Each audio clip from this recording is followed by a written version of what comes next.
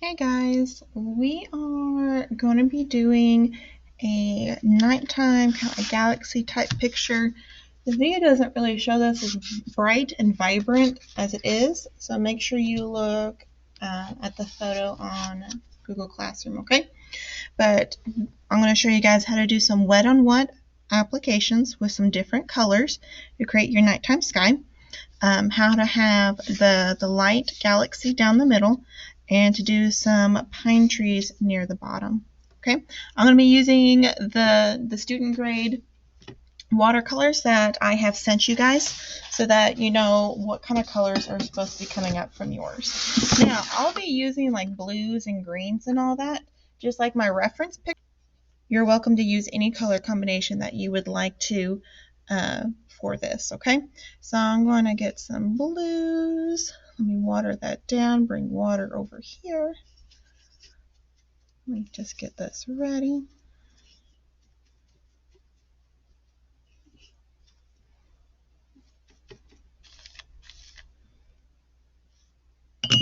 Purples.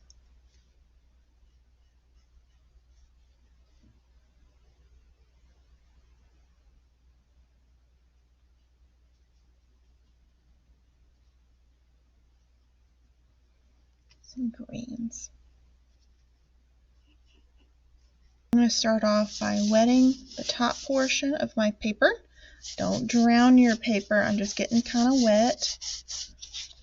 And then I'm going to do the top part first and then work on my bottom part. Then I'm going to drop some blue. The wet on wet makes it all nice and smooth and pretty. I'm going to do a mixture of blues and purples. This blue and purple will make like a darker blue. I'm going to bring it down. I'm going to add my greens a little bit later.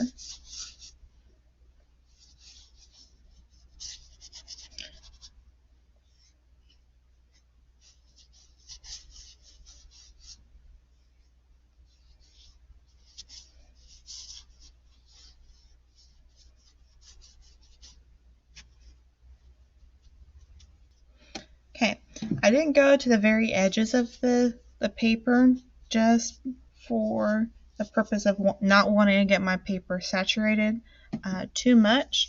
And then I kind of blotched on some blues and purples onto my paper, so it's not, you know, perfectly smooth or equal or anything like that. Now, if you got a blow dryer, go ahead and blow dry this until it dries, or you're just going to have to wait until it dries. Okay, so it's dry. I blow dried it. Now your paper will get kind of wrinkly. That's okay. You can put some heavy books over it to make it a little bit flatter. Okay, so time to do the second coat. I'm going to put some purple down, get it wet again as you are working so the colors will blend. And we're just layering on some more brighter colors.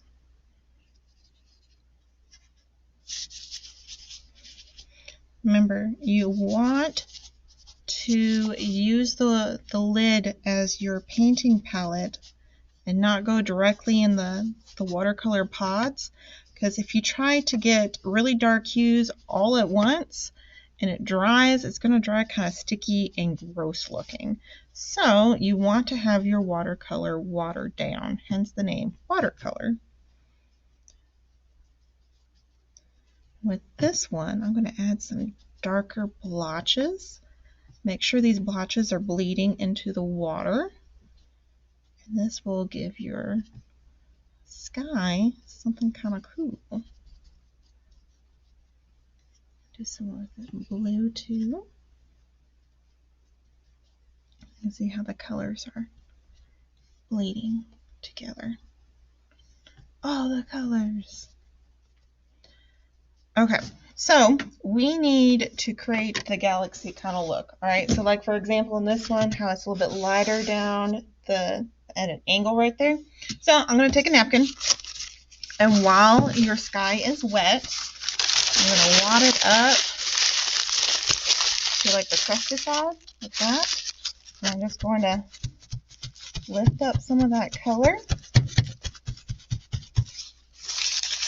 Move it around.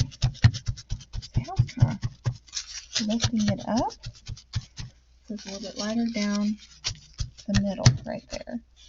Okay, you don't want it perfect though. You want it kind of hatchy. All right, time to dry. All right, second layer is dry. It's getting a little bit more wrinkly, but I want to do one more layer. I want to make this super bright and pretty. Mostly up here. I'm going to do some more blotches, because the last blotches looked really nice. Remember to try to leave that little white area down there.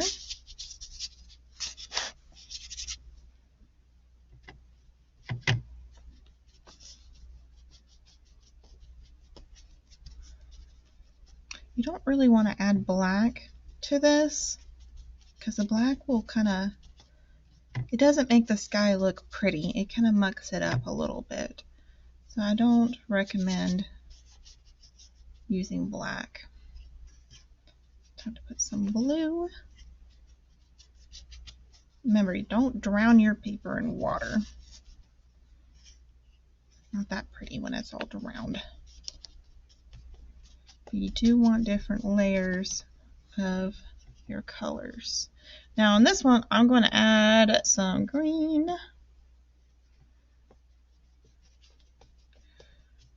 Mostly near my opening that I have right here. And the green's going to bleed into my blues and my purples. Make some pretty teal color as I'm doing this. All right, don't forget the blot. Oops.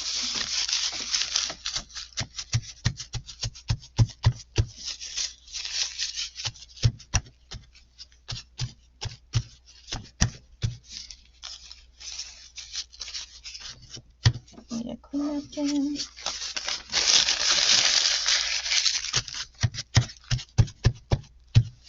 All right, time to dry. All right, third layer is dry. I think that's dark enough for me. It's a lot more vibrant in person. Anyway, if you need to do another coat, go ahead and do so, but you don't necessarily have to. You do want an obvious kind of change in the middle, kind of going side and side. For your galaxy. Okay, so this needs to be dry, and then we can start doing our trees. All right, I did these in the spirit of Bob Ross, so I'm going to show you how to do that. I'm going to use the medium to small brush. I'm going to use a flat one, but you can use a round-headed brush if you need to. And I'm just going to use normal black. Remember to water it down, because if you use straight black, it's going to be kind of gunky looking. So I'm going to do a straight line down, like that, and then using the sides of it, I'm going to go really small. I need a little bit more. Really small, and I'm going to kind of like hatch it back and forth, in and out, not making my trees solid, because trees aren't solid. Their leaves are not solid, so you see through them. They're going to get thicker and wider near the bottom.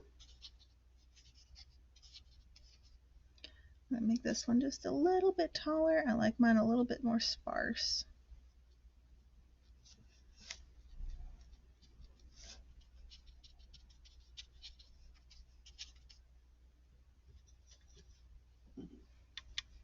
A bit more black. I'm going to put another tall one over here.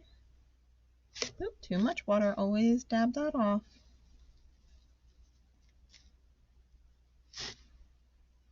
I want to make this one a little bit taller, my other one. Then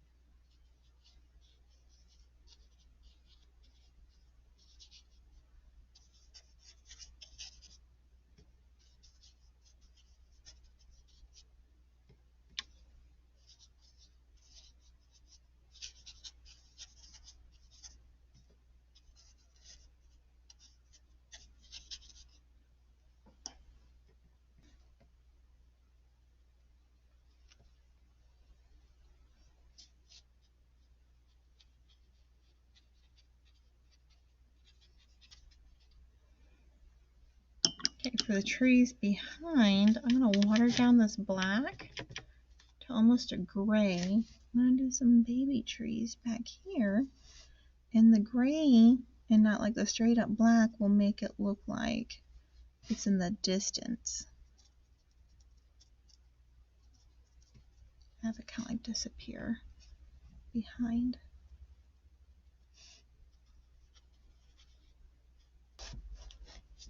And that's it for the painting. Now, if you have acrylic paints at home, you would want to do a few little white dots here and there for the stars and everything like that. Well, okay. So you got your few trees near the bottom and your galaxy sky up above.